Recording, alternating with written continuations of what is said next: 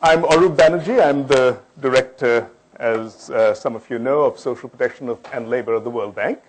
And it's my great privilege to moderate this closing session of this very, very interesting conference that we have. As you can see, the 7th annual ICRIER World Bank Conference on Employment and Development. We have a very distinguished panel, and I'm not going to spend a lot of time reading out long bios because these are well-known people, and you can access the bios on the internet if you need to. But of course, from left to right on the panel, we have Rajat Kathuria, who is the director of ICRIER, our partner here in Delhi for this conference.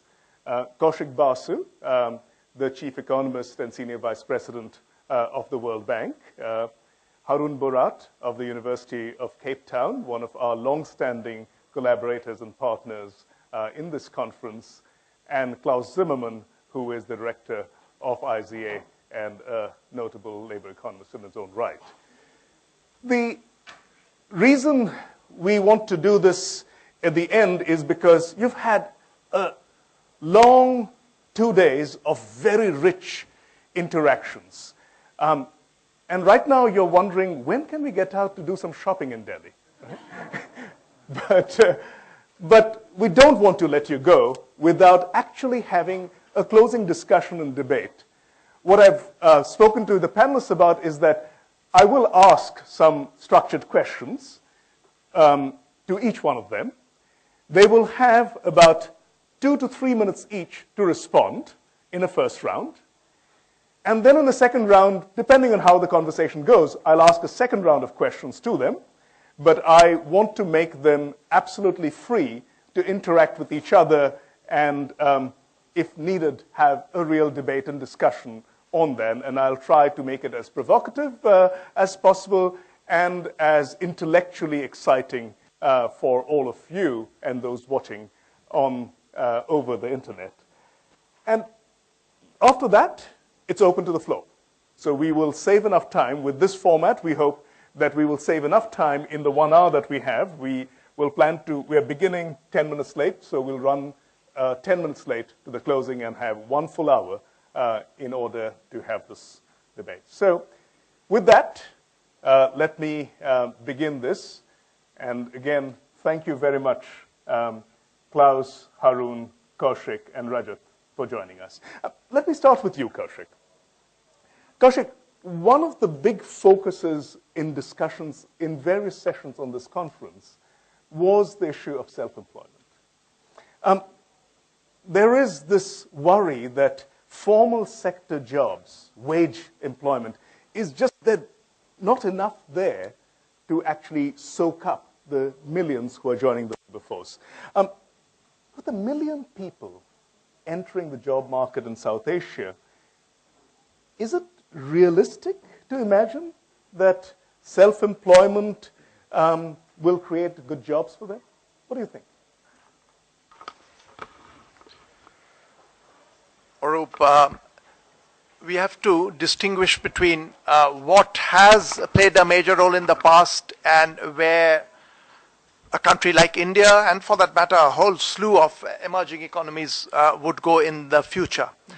I believe in the past, self-employment and the informal sector has played a very major role. And I don't want to diminish that, and I think we are right in stressing that we will have to keep this sector energetic, active, and able to absorb a fair amount of labor. But I don't think that we can really rely on this and think of this as a kind of panacea. Couple of ways of looking at this is if you look at the industrialized world and the emerging economy, this dependence on self-employment and small-scale employment is disproportionately large in the developing countries, emerging economies, which just shows that the direction in which probably anyway a country will need to go as it industrializes is to larger scale employment.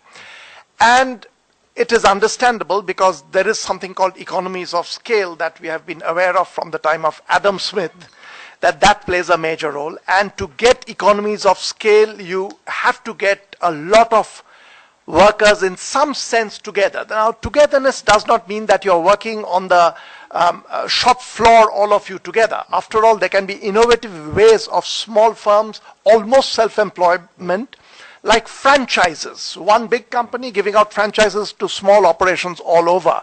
McDonald's for producing something. So we have to think of innovative ways, and just the traditional self-employment has played a major role, will continue to play a major role, but that cannot be seen as a panacea. Government has to provide a facilitating environment so that bigger, larger scale employment can also flourish. That will give economies of scale, efficiency, and in the end contribute in a big way to development and industrialization. Fantastic, Kaushik. You've lived up to my request to be provocative, so I'm sure there'll be people who'll engage on that. Haroon, I want to turn to you next. From the viewpoint of South Africa, there it is perhaps one of the bigger employment challenges that you have in the world. There's a huge problem of creating jobs for youth, especially African youth. So you have written recently calling South Africa, in fact, a nation in search of jobs. The World Development Report of 2013 that Kaushik launched recently argues for South Africa that the reason, or part of the reason, lies not in the history of South Africa so much as its geography. That people live, job seekers live far away where the jobs are, and transport somehow is the missing link. Do you buy this argument? What would be the policy response if this is true? Thanks very much, Arup. So I think it is true that distance plays a big part in understanding and shaping unemployment trends in South Africa. It actually is fundamentally a part of our history. Black people were forced to live far away from cities by law, and as a consequence, most of the data that we have now show, for example, that unskilled African workers spend 62% more of their time traveling to work relative to skilled white workers. So there's a fundamental spatial disconnect in the South African context. I mean, I'd be interested to hear from the audience if there's similar figures for developing countries, and if we have data on distance and time travel to work and the extent to which that shapes employment patterns. So the natural response then to think of in terms of a policy fix is some sort of subsidy in terms of search costs.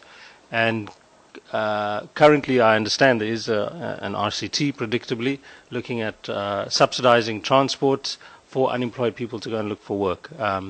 Again, from the audience, it would be good to know if there are other experiences around the world where transport subsidies have been attempted. One can think of multiple rounds that are sponsored. One can think of targeting it to specific groups relative to older groups. One can, modify the transport or the subsidy value to the distance traveled and so on. But I think, just as a final point, one thing that we and it was actually raised by the minister from Saudi Arabia in his input on the WDR, is the underappreciation of technology in subsidizing search or if you like, complementing search behavior. And I'll give you one quick example. There is a cell phone application that's been developed, and it's a new application in the South African context. And what it does is it allows unemployed young people who are far away from cities to upload their CV onto the app. The app works on what are called dumb phones, so one doesn't need Wi-Fi access. The application then modulates a CV, which then gets uploaded onto a site which employers then can access. And so through a cell phone and through ICTs, basically, you're matching employers and employees without the spatial problem that you often have. And I think it's those kinds of innovative solutions that we still need to do more of, at least for South Africa. Fantastic, Haroon. We'll come back a bit to some of these technology stories, also for those of you who are staying on in the first session on Policy Day tomorrow, where we'll have some of the discussions there. Just going now to Rajat, and looking at, again, if you realize what we're trying to do is look at a set of sort of proposed ideas and solutions and examine them critically across this panel. Rajat, you've worked a lot on issues around regulation and competition policy, right?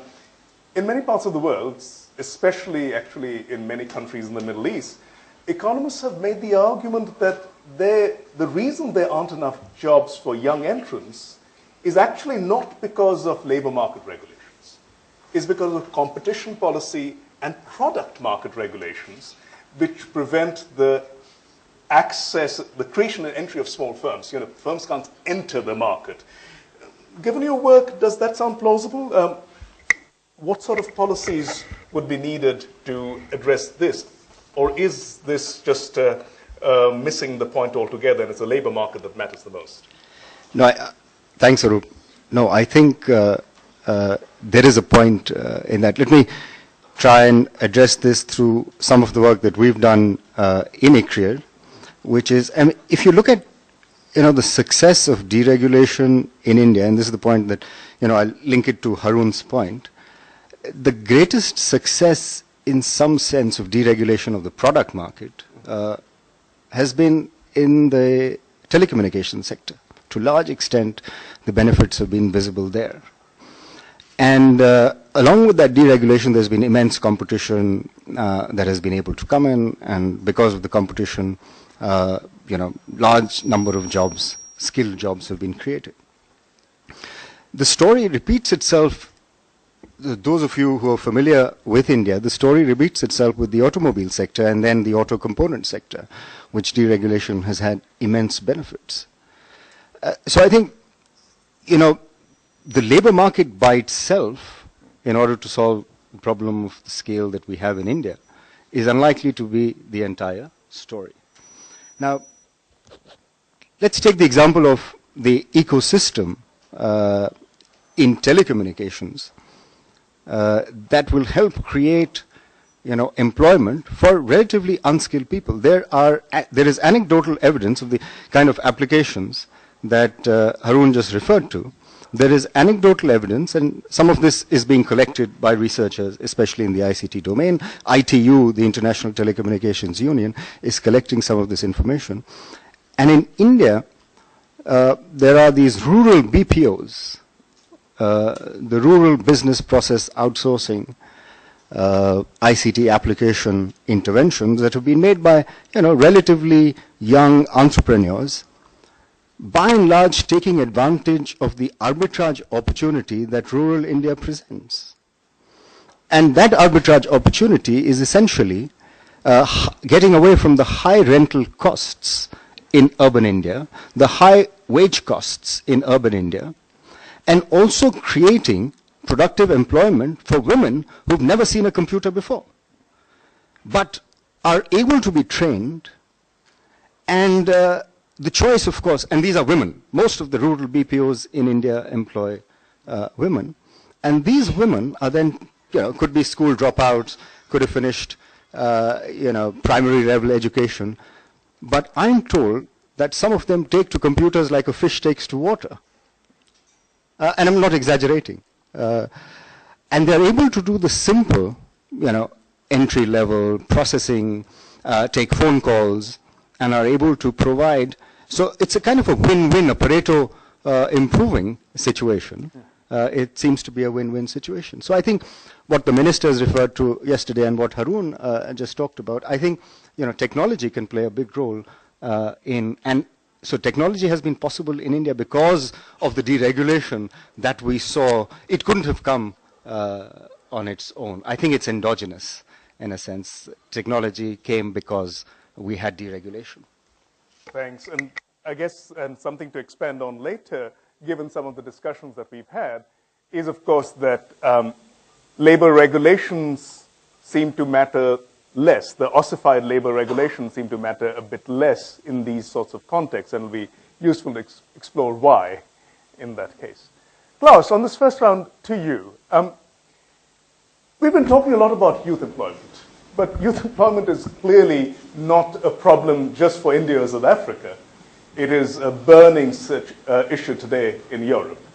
And as you all know, part of the motivation for this conference is to say that we haven't actually done the sort of deep analysis of labor markets in developing countries that has been done in Europe. So do you have some thoughts about what are the lessons from Europe or from the developed countries in terms of youth employment here? In particular, you've thought and written a lot about the German system of vocational training, the two-track education. Is that something that we need to consider in the developing country context?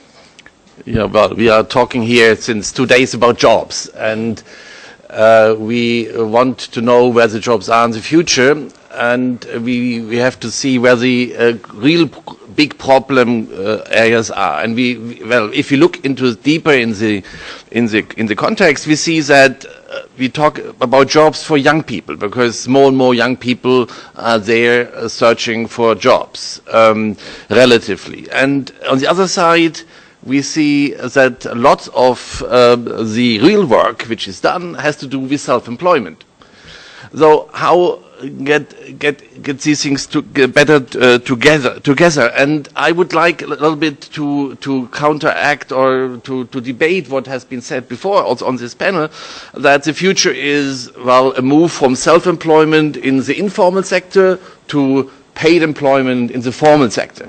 I don't think that this is a long-term trend. Why? The long-term trend is certainly that lots of, well, for informal work will go on, and it will be relevant to mobilize informal work in the future, and we have to see how this informal work goes together with employing other people. Now, the other thing is in the regular sector, and we see this in the developed world, more and more jobs in the future will be not within really now defined standard paid employment situations. So there will be lots of self-employment in the future, and we already see that by educated people, for instance, yes, but also by less educated people working temporarily for this and or for that firms, for many companies. So the trend I would see is more from different types of self-employment to other types of self-employment. And if you talk about self-employment, this is not entrepreneurship. We are not talking about the Bill Gates. It's about doing regular work for other companies, like journalists, for instance, doing, engineers are doing, and so on. Now, the other problem is education. That's the issue you were asking for. I think there's a big debate around the world. I see that from Australia, New Zealand, up to the United States, that the current idea that general education is everything is wrong. And this is a particular wrong if you want to bring people who are young into jobs, and also people who are working in the informal sector into work. So that's why the work-related vocational training is imperial, I think, not only for those who want to end in a regular employment, but also for those who want to end in self-employment. So vocational training in a dual sense has to guarantee that only that there is a minimum of work-related training, which most people, for instance, in India, who are in working and do not have, they have no idea about companies are working and so on.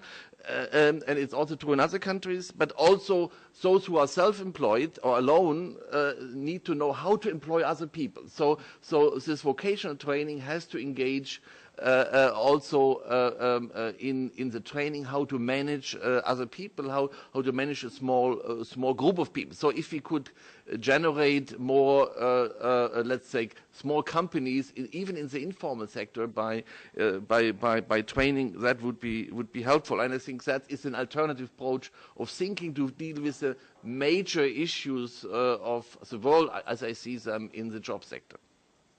Great, Klaus.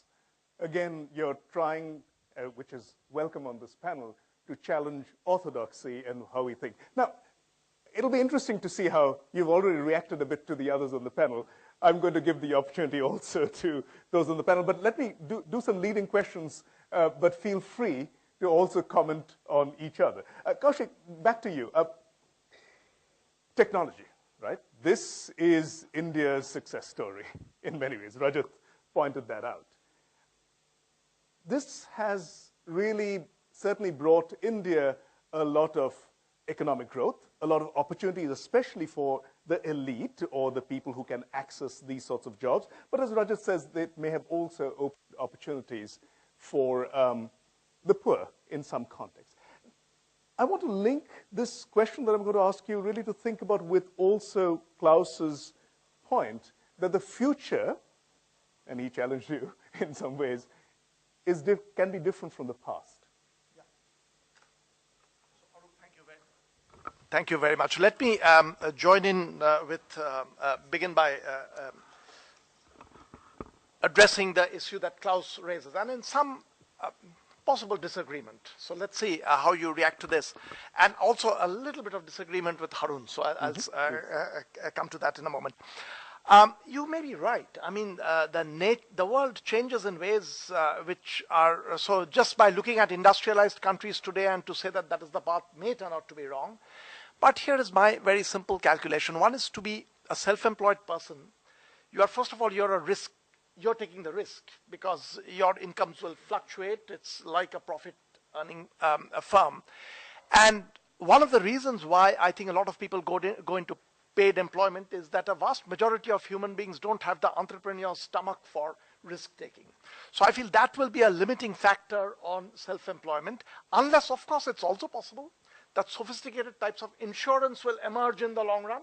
A lawyer ensures that if I get a bad year with very few clients, the insurance company will step in. It's possible. But there is also another thing, as you said, that a self-employed person will very often have another 4 persons working for him or her. That immediately puts it the ratio as if every self-employed person has that. You will get 20% self-employed and 80% in a paid job for those self-employed. So I have to say I still remain skeptical. So we will probably join in more debates. And with Haroon, just one additional point. Yes, technology, geography, those things have played a role. But after my 2 quick visits to South Africa, one actually thanks to Haroon I had gone, I took a lot of interest in the country for a while. And there is something else also, which I don't know whether you think of this as complementary or in disagreement, I'd like to hear. There is a social side, I think, to the very high black unemployment. And that social side is in black society in South Africa, there is much greater sharing, which is actually a very good trait that you share with other people, your neighbors, your extended family who are unemployed. But that has one negative fallout. For the unemployed person, it's almost like a Swedish social welfare system, which is coming from your network of relatives and friends, which means it's a less dramatic event when you go unemployed for a South African black than for a South African white or a South African of an Indian origin. It's much more dramatic going unemployed because you don't have that network. So I feel that somehow also was my feeling, which contributes to it. And now to come back to what you were saying, this fear was expressed in India when the software sector took off in, say, 1991, 1992, the huge boom where India's the software sector was growing fastest in the world by a wide margin. There was fear that, yes, it's all very good for India, but it's small elite jobs. Will this have economy-wide impact? But to the best of evidence, the secondary, tertiary effects of this have really cascaded through the economy. In India, we know from National Sample Survey studies that unemployment has declined. Now, the only counter to which you can provide to this is unemployment has declined for one very big reason also, that fewer people are looking for jobs, which can have 2 explanations. Discouraged workers, they are not looking for jobs, in which case they are actually unemployed, or that it's somewhat better times.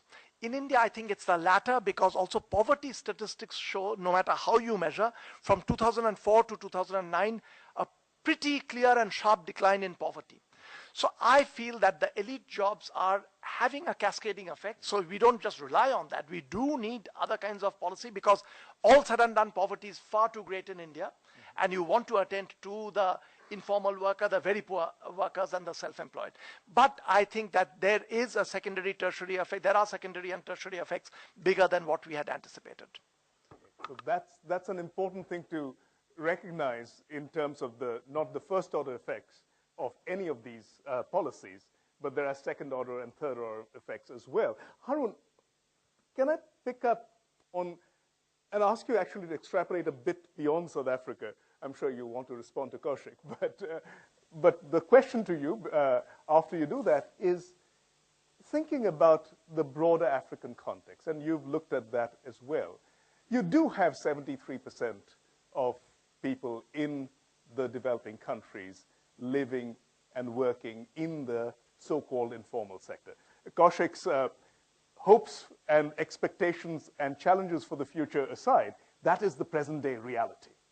So what are the sorts of policies that we've discussed in the first round, whether it be vocational training, whether it be product market deregulation, whether it be technology, whether it be the looking at the various types of policies that are labor market oriented or transport subsidies, where do you see the bulk of the policies that governments need to take for those workers?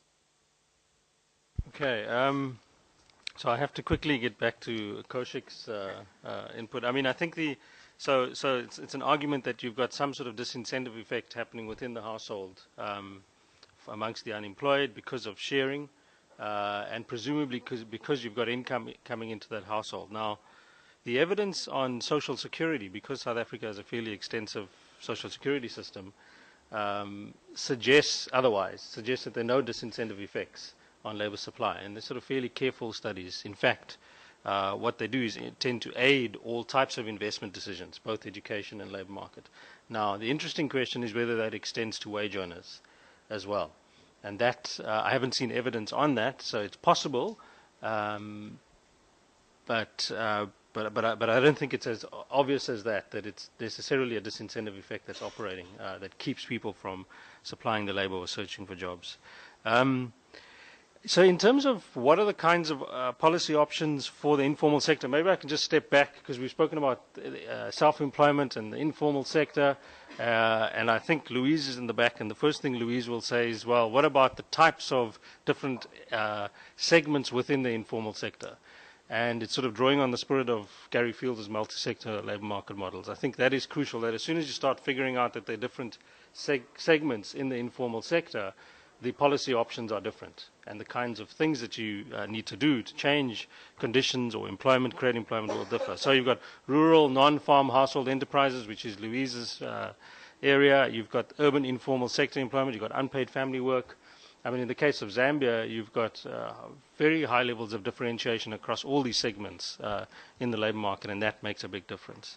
Maybe just to break a bit and talk to Klaus's idea of vocational training, I think it makes sense if there's vocational training for the self-employed, and that's an obvious sort of RCTs are being done around the world. But the issue of scalability in a developing country context where you have huge institutional constraints is a big issue. So in the South African context, we have a payroll levy, which was spoken about by Ingrid Willard. But the institutions are incapable of delivering training to firms, and I think that's a big issue. So training is good, but the secondary issues that probably trump the relevance and the impact of such training. On product market deregulation, I think it's increasingly clear that if you use the WDR notion of a plateau, and we're sitting on this plateau in terms of labor market regulation. Questions about where you are on the plateau and what weights you place on certain parts of labor regulation. But if one thinks that product market, which I do, product market deregulation is really, really important, what I'd be interested in hearing is how do you go about doing that?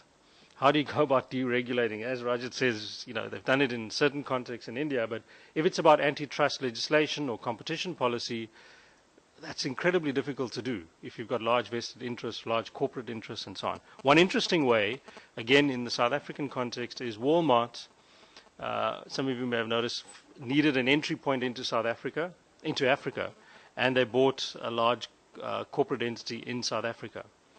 The competition authority stepped in and forced a deal where part of Walmart's revenue, part of Walmart's purchasing strategy had to reach into the informal sector or micro-enterprise sector.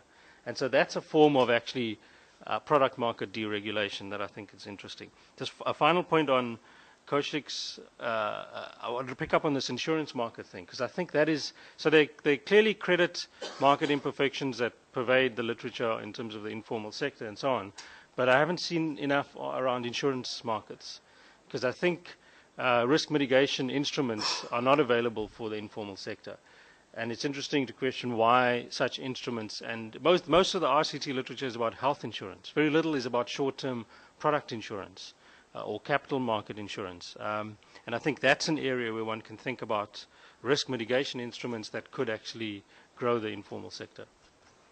Terrific. So this is also supposed to be looking ahead for a research agenda, so I hope all the researchers in the room are taking note of this, and I absolutely agree with you, Haroon.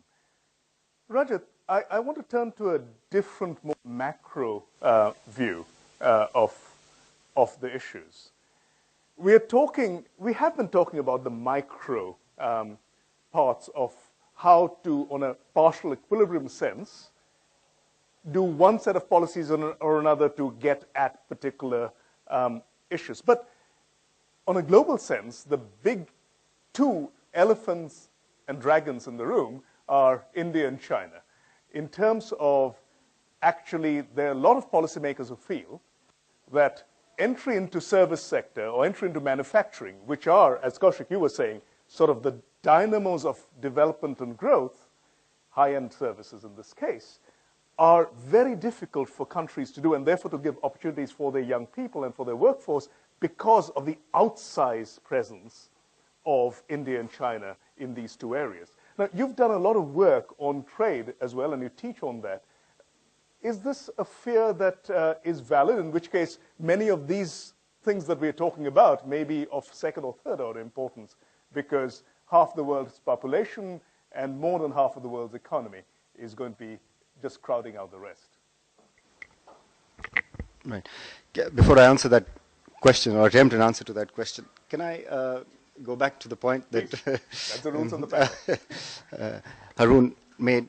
Indeed, I think that is absolutely correct. That, I mean, by itself, product market deregulation will not matter as much, but it will matter much more with labor market deregulation as well, and depending where you are on the cliff. Now, there seems to be a suggestion during the conference that India is at the kind of rough end or the other end of the cliff, and that labor market regulation is particularly onerous.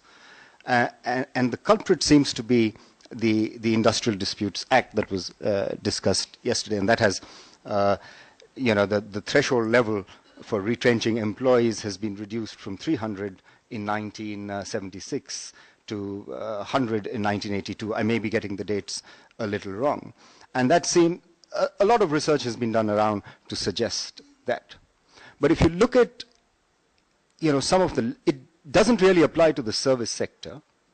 So if this is a problem, it is probably much more of a problem with the manufacturing sector.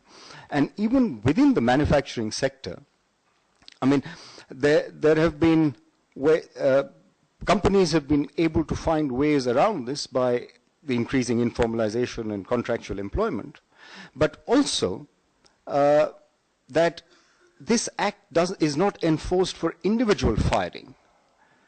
The act really gets enforced for collective firing. That seems to be one body of research or work that suggests that. So in the case of hire and fire, individual employees who are found to be wanting in some sense, the Industrial Dispute Act doesn't kick in. Right? So I think some amount of additional work on the impact, and I was talking to Stefano before this panel, is even the heterogeneity across Indian states in the implementation of the Industrial Disputes Act, and there are different kind of responses of different states.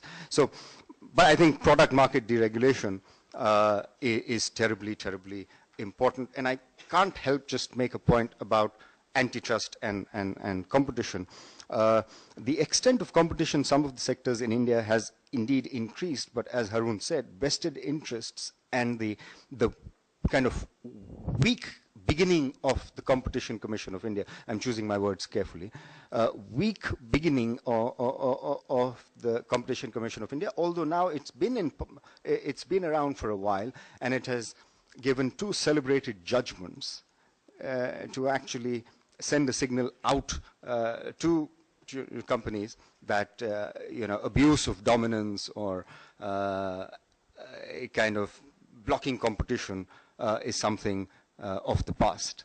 And these 2 celebrated judgments, one is in the financial market, stock market, and the other is in the cement industry, which has a history of cartelization across the world. So these 2 strong judgments have come. But I think Haroon is absolutely right. Competition Commission will be able to ensure whether deregulation on paper actually gets implemented in practice as well. Look, absolutely. The other point about the international effect of China and India in manufacturing and in services. Well, will India crowd out or will China crowd out the rest of the world in terms of high-value jobs in the manufacturing sector or high value in the services sector? In fact, indeed, in the case of India, not so, because as Kaushik will know, that the government of India has actually a commission in place today, which is called the National Manufacturing Competitiveness Council, which wants to actually invite high-value industries in India, and presumably because there is a lack of those industries today in India. So India, in a sense, hasn't moved up the value chain. And all the high-value, high-skilled, innovative activities have not found their presence in India. And I think India can. So rather than, I think, and so with, I think the example, I'm not sure about China, but certainly in the case of India, that these activities are still few and far between. For the ICT prowess that India enjoys, there is no semiconductor or fabrication unit even planned in India today. And so that transition to making the move to high-value services or high-value manufacturing is going to take a long time, and I don't think India will displace or fill the void, if at all it is left by the high-value firms in other parts of the world. So I think there is room for everybody. The market will grow. And passenger aircraft, China is trying to get into the manufacture of passenger aircraft, but it's not, I don't think it is anybody's case that it will displace the Boeings or Airbuses of the world. Thanks, Rajat. I know Kaushik is itching to respond, but I want to finish this panel and get to Klaus, just to cover in some ways, the full waterfront, and then we'll have fun and have a discussion. So Klaus, your view on sort of stepping back as we are to the sort of bigger picture. You've written a lot on migration, right? And that's really sort of the paired question, if you like, to the question I asked Rajat about, which was implicitly or explicitly about trade policies. Migration, in the most part, with few exceptions in international flows, are at the low end of the distribution. And in many countries, it may not be the actual case, but the fear is that it's at the low end of the distribution that may cause social and other challenges. So can you talk a bit about job creation and migration flows? Is there a way of managing migration flows in ways that are positive to job creation? Or are we just barking up the wrong tree in linking, in this panel, by my question, two very different issues, job creation and opportunities, and migration on the other hand?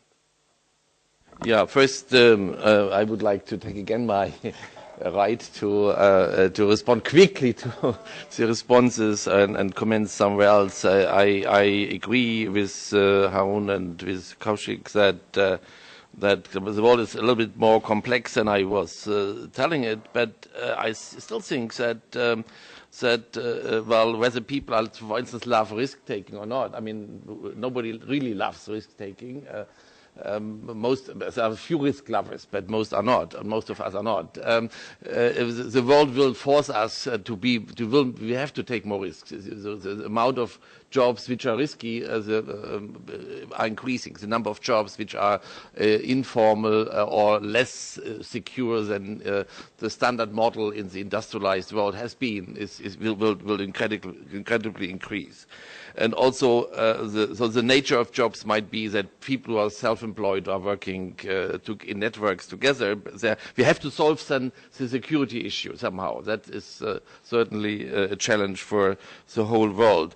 Also, I mean, vocational training needs institutional backing up if it comes to its best. But especially in Africa, there are also many examples where we have informal vocational training, networks and families. I mean, Africa is strong. Also, India has some elements of that. I think half of the vocational training, which is not much in India, so far I know, is in the informal sector. So there is some tradition which we have to develop. Now, China and India, that's a huge issue. I think there will be too many people in India in the future which are unskilled that India can play this big role in the highly educated sectors. Of course, in some segments it will. It only in the IT sector, obviously, it does. China is completely different. We see a heavily shrinking population. There will be a lack of labor heavily in China very soon. It's already visible. China is moving to a high quality labor human capital strategy. They want to be the world market leader in 2050 in human capital and beat the United States. That's their ambition. It's written down in the 5-year plan. So they will at least have the ambition to beat Europe and the United States in high quality production, and that's a challenge. Now, migration will be also an issue for China. China will probably see, if they follow the market rules, a huge inflow of migration. It's already managed. We see that already. A high-skilled migration to China is already taking place for work. Now, in principle, migration, if you optimize, if you want to have more welfare around the world, the biggest jump we can do, in my view, is to free labor mobility, especially high labor mobility. It's wrong by evidence that migration causes, at the end, problems. It causes, at the end, there are social adjustment and whatever problems. But migration is about creating, at the end, labor migration is about creating a better optimum and more jobs, more goods and services for around the world. And as a development strategy, it has to be explored more. The rich countries have to open up and to allow, at least in a circular migration setting, people to come up for work. And it's also between rich and less rich areas in developing countries. It's a very important element. And of course, we have some problems, like family left behind, but also we have to see that the ethnic and migration networks which are establishing can be used by development policies to create increasing welfare. For instance, the Korean, that's my last sentence here, the Korean government, for instance, has a very strong ethnic diaspora policy to advertise for Korean products in the world, which is part of their aggressive development strategy. So there are a number of possibilities which are there for emerging economies and developing economies. Thank you, Klaus. I'm going to wait to give the panel a chance to respond to each other because given the time, I want them to respond to you, and you can fold in comments on each other's comments when you have the chance. So the floor is open. There should be microphones around, right? One there, one there. Who would like to go first? So I'll start there. I'll take about 4 or 5 questions, and if you can reach. Are there others? I go to there second. So over there. Yes. And you should feel free to address it to either one of the panel or to the panel itself. Thank you very much. This is extremely interesting. My question is for the whole panel. When I think about labor market constraints, I often think about distances. I think about unemployment in rural areas. People do not register because employment services are in urban areas. I think about migration. I think about people who are distant from the markets where they want to go to. When I think about firms, industrial organization, clustering, firms need to be close to each other. So my question to the panel is, what is your cookbook recipe for reducing distances between people and institutions? Thanks. I'll come here for the next question. Thank you very much for a very interesting panel and for the organizers of putting this together.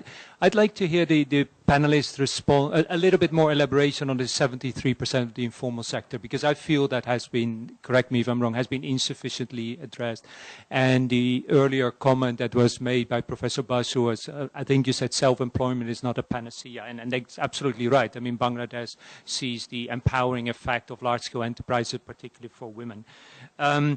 I think we still haven't said enough about this, and when we emphasize something needs to be done, there's a very difficult policy message there about, you know, policymakers want a reduction of the size of the informal sector, and that can mean all sorts of things, and we should be careful what we say there. So the question is, what do we know about how this smaller, medium-sized enterprises, it's very heterogeneous, works, and what limits their potential? This is not about, a lot of this is not about policies to promote it, but what limits their potential. If there was one elephant in this room, it would have been the absence of any discussion on gender. I'm looking at the panel, that would be slightly politically incorrect, but gender was not mentioned. Now, if we had representation of SEWA here, we would have had a story that would be about what hindered the limitation of their productive potential. And I'd very much like the panelists to respond on that and build that into a future research agenda. Lovely.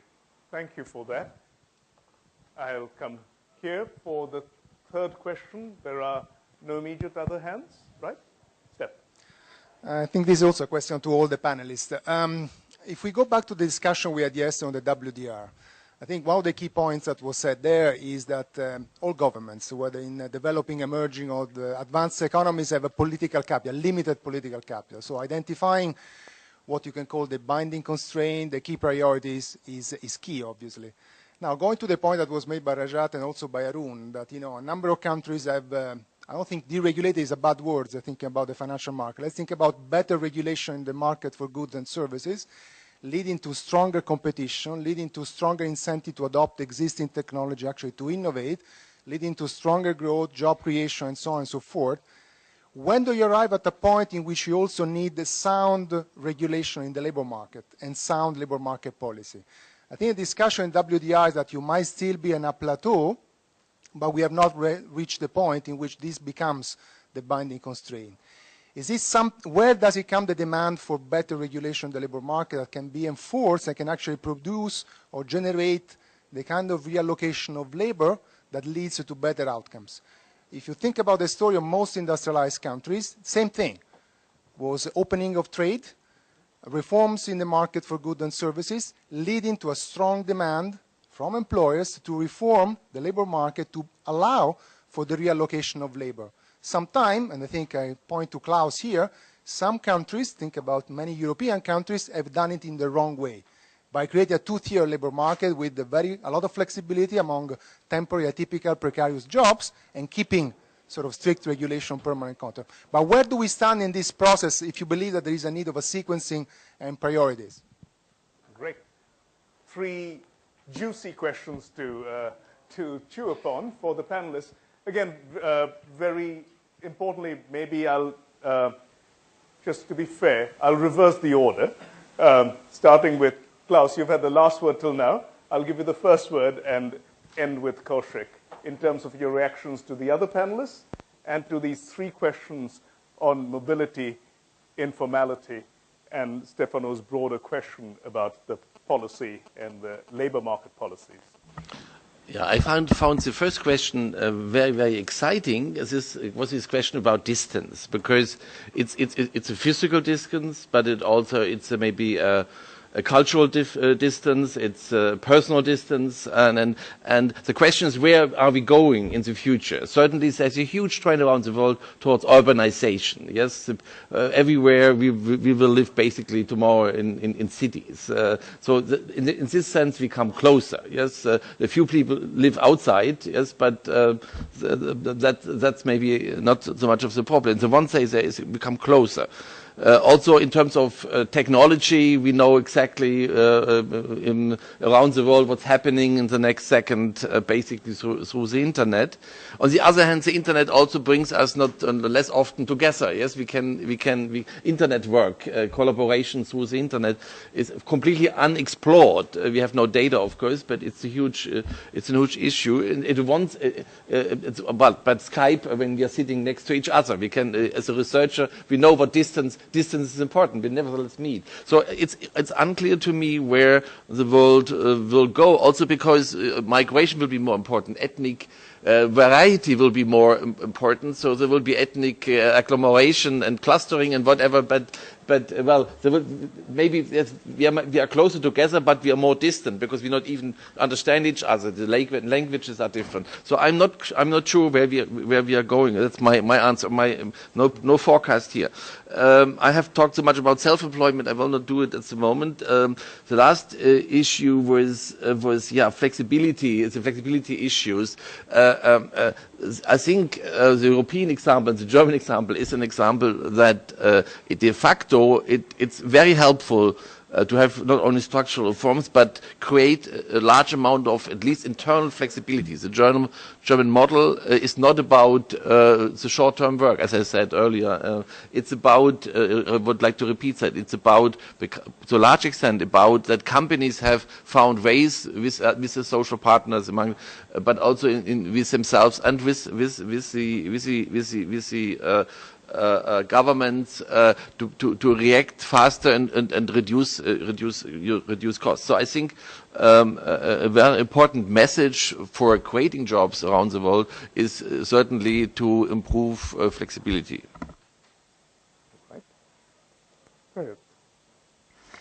Thanks, Arup. In terms of the labor market constraints and the distance between the cultural distance, physical distance, and in India, lots of studies on migration that have been done. I mean, the internal labor market is not as fluid or as mobile as, I mean, it's not an entire labor market. So there are kind of cultural differences between people and geographical distances between people, and the internal market is not entirely free for migration. A lot of the migration, anecdotally, or some sociologists have also suggested, a lot of migration is for marriage rather than for seeking jobs. But clusters, in order to promote employment in the country, have received a fairly bad regulatory press and outcomes, because clusters haven't, which are now SEZs, haven't really provided the kind of outcomes that one thought that would. There's a lot of planned research that is happening around special economic zones in India, but the outcomes on labor are not, on employment are not as clear. They employ high-skilled, highly educated people, but not at the lower level, which is where the problem lies. In terms of informal sector, I agree with the point that Kaushik mentioned, but the other thing about informal sector creating jobs is a kind of ecosystem that is required in order to be able to encourage that risk taking, not only in terms of credit market, but also in terms of the supporting infrastructure of vocational training, of education. Venture capital almost doesn't exist in India. There's very few venture capitalist firms that are able to provide wherewithal or credit to people who are willing to take risks. There are examples in the IT space where this has been successful. in terms of, but they've, started small, but have become big. And now, as Kaushik was saying, they employ, a large number of people and they become big firms. But self-employment in terms of providing a solution to the labor market problems in India, the ecosystem doesn't seem to be in place today. Thanks, Rajat. Haroon. So I think on the distance question, I mean, there are three things that struck me. One is the role of transfers. So that could be, it could be a transport subsidy per se, but it's cash transfers of some form. In many cases, social assistance can, through its reach, assist in alleviating the distance issue. The second, of course, is infrastructure.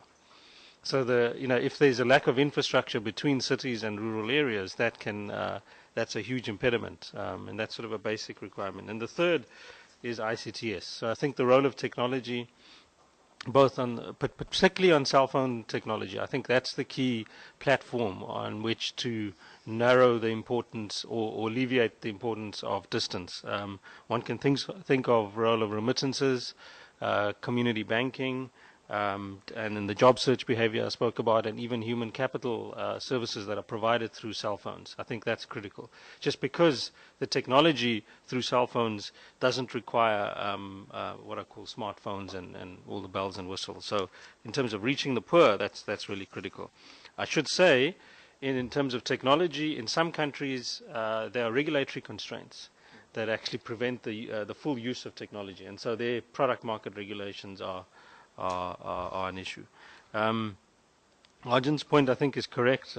We haven't said anything on gender. I think there is some evidence around the role of women in both in credit associations in terms of better expenditure on transfers that are provided to women. So I think that's a clear sense in which, if you like, a lot of opportunities for the self-employed need to be gender sensitive and compared in terms of what women can do relative to men in when faced with sort of self-employment options. And then I thought the hardest question was Stefano's.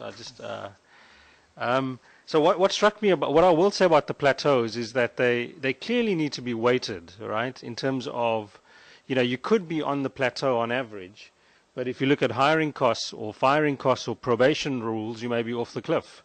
And in that sense, I think the plateau is a very useful device, but like all useful devices, you wish you had sort of more, right? More stuff to add into it. I also think that they're obviously country-specific, and then crucially in terms of your question, they're time variant, right? So Europe was probably on the plateau 10 years ago, but clearly that's less true now in terms of labor regulation.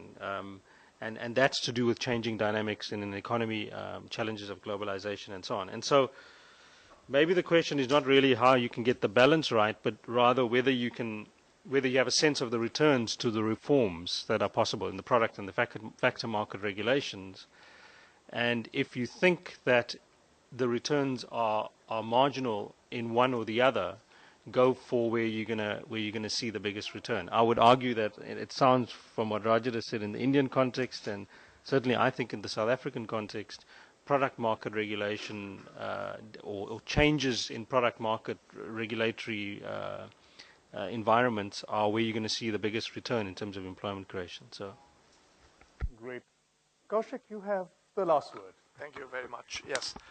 So, first of all, on the distance, I feel I take all these points, but what is not being addressed enough is if there are pools of labor far away from the workplace and that is causing a problem, we should also think of the reverse as to why isn't more workplace being generated close to them. And there I feel India is a very classic case where it is the relatively big cities which are the attractors of the workplace, and the rest is all rural farming employment. And a consequence of that comes out from our data that about close to 14% of India's national income comes out from the agricultural sector.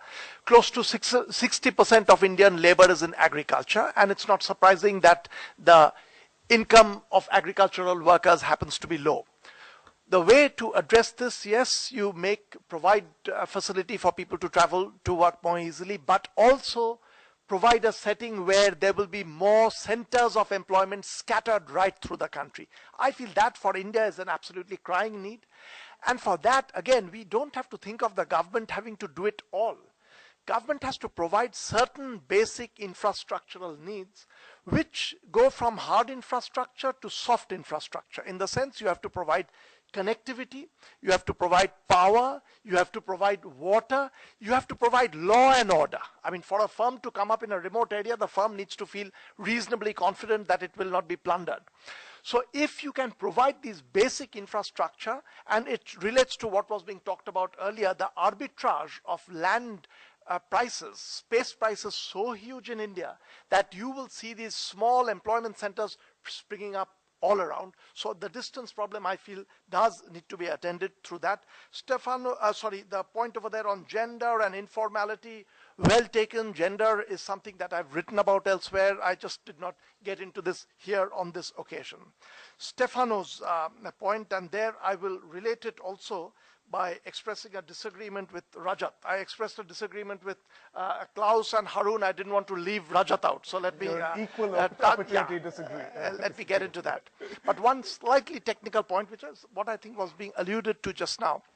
The plateau picture, most of the time when people are drawing it, they are doing it on a two-dimensional page. So it's looking like a very flat-topped U. But if you think of a real plateau, it's actually a square top with dropping off on all sides, which means on certain dimensions you can be on the edge, on another dimension you can be in the middle. And I actually tried to clarify this on a blog, that if you think of it along those lines, then yes, indeed it's possible that on some dimension on one country it does not matter what you do on the regulatory front. Whereas on another dimension of regulation you're close to the edge and it begins to matter. We just have to have our eyes open to that. Your question, where does the demand for better regulation come from? There is where I want to hook up with what Rajat was saying earlier with a disagreement, again, really is a little bit of skepticism. The Industrial Disputes Act, whether it has bite or not, and I have to say I'm not completely sure that it does, but I feel it does have more of an impact than we feel for the following reason. Rajat, you're quite right. That in 1982, you're right about the year, it was 1982 when it was taken to firms with 100 workers. Now, it does not apply to a single person being dismissed for something, it is true. But it is also true that cases do get filed under the Industrial Disputes Act for that. So you fight for the next 4 years that it does not apply the law strictly. So you do get, there's a certain transactions cost even if the law does not apply because it is used. But there is something else. The downsizing of a firm, I feel there needs to be scope for that. And because there are lots of industries where you want to expand for 2 years and then at least have the option for suddenly pulling it down. Not giving that option means that these industries don't come into existence. And if you allow for that, I feel the total demand for labor in India will increase. So as I actually clarified yesterday, I'm not asking for a complete flexibility of do anything, but a law which provides explicitly at least for 2 kinds of contracts. One where a quick downsizing is possible for a firm, one where it is not possible. And one more point, and this is going to relate to the demand. As a consequence of this, what has happened is the firms which get hindered by the Industrial Disputes Act have not come into existence in India. So a lot of people will tell you that you go to the firms and do a survey, they will not point to being hindered by the Industrial Disputes Act. To me, this is a massive statistical bias because the main firms that get hurt by this have not come into existence in India because of the law. And that's why the demand that you're talking about, we don't perceive enough of the demand for this because they are being nipped off at a very, very early stage. Thank you. Thank you very much, Kaushik. I think we are at the close just in terms of time. I know that we could engage further, and part of being a group of researchers who are here is indeed to both argue about this, but then to find the evidence that supports one or other of the positions I've taken. I've encouraged both openly but also informally with the panelists to encourage them to disagree with each other because it's more fun that way. But if you actually look at what was said, there is, and this is an important takeaway that I want to conclude with, there's an important convergence in terms of the various sorts of policies that we discuss and debated today. And to my calculation, it falls under 3 rubrics. So if you want to look at developing country labor market situations, especially if it's with respect to this panel, three things matter. Mobility, sort of the other side of this, but mobility also as a metaphor, agglomeration, and risk and insurance against risk. So all of you have talked about mobility in various ways, entry and exit, right? So this is actually both mobility in the labor market, mobility in the product market. This is actually part of what we see as creating more jobs. Mobility in terms of the distance, both physical, in terms of migration or infrastructure transport needs, but also in terms of knowledge and information.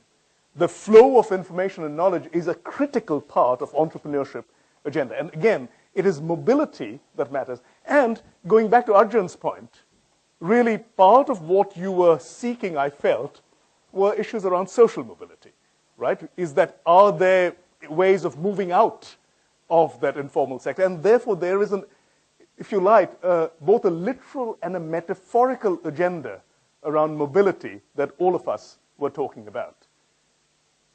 At the other side, mobility towards agglomeration, right? So Kaushik very neatly summed it up in the story of Indian cities. Cities are the generators of jobs, for the most part, for most of the world's population. And therefore, the agglomeration, which actually echoed very importantly where Kaushik started off in his first comment on franchising, it is about creating those economies of scale. You talked in the first case about firms, but here you also want to talk about economies of scale in terms of opportunities, in terms of making again the distances smaller, but also realizing economies of scale in service delivery and other things as well. So again, there is an agglomeration story that goes on in the jobs agenda. And finally, there were these stories that were raised both by Kaushik and by Haroon on insurance in various ways. Because law and order is one of the stories, right? If the world is risky, do we have insurance against it? And that's, in the WDR framework, the fundamentals, the base of that pyramid that was showed. You actually have to have that. That is a sine qua non. But also there's insurance mechanisms such as, Haroon, you mentioned in terms of social protection or social safety nets that can provide or substitute for the lack of private savings, which is the normal insurance mechanism, which for the informal sector, again, Arjun, are the major things. So their government can have a role. It has to be a carefully thought through design of how to provide it without crowding out the private savings. But there's a role. So I wanted to actually encourage the debate, but also point out the strands that seem to be drawing this all together and were reflected actually very deeply in many of the papers today. So with that, I would like to give the panel a big hand. Thank you very much.